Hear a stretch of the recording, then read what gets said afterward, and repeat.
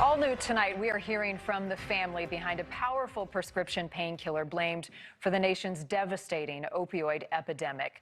Today, two members of the Sackler family who own Purdue Pharma testified before Congress, and they acknowledged the painkiller OxyContin played a role in the opioid epidemic, but stopped short of apologizing. That hearing taking place as new numbers show the crisis getting even worse during the pandemic, with a warning today from the CDC about an increase in deadly drug overdoses.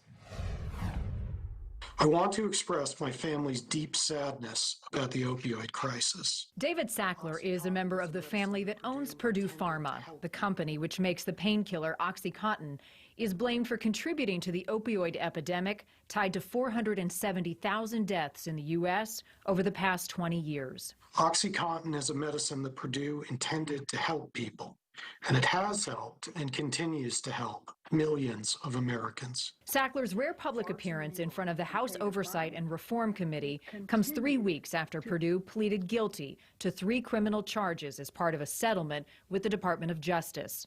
The company also agreed to pay $8 billion in penalties. Little consolation for Tiffany Scott, who lost her 18-year-old daughter to an overdose this year. She was found unresponsive on May 17th of 2020. Other parents shared their stories of loss, including this woman whose son died in 2000. I'm here to tell you that the grief from the loss of a child is not a process.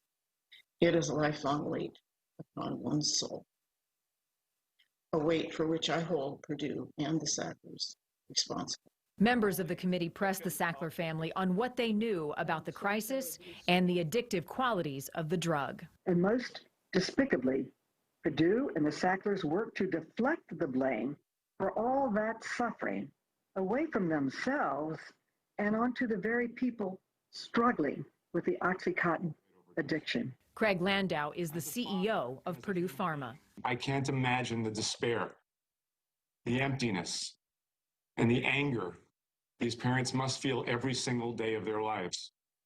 Each and every instance of addiction, of overdose, and death is a human tragedy for the individual, for their families, and for all of us as a society. He went on to say that he's profoundly sorry and that the company accepts responsibility for its wrongdoing.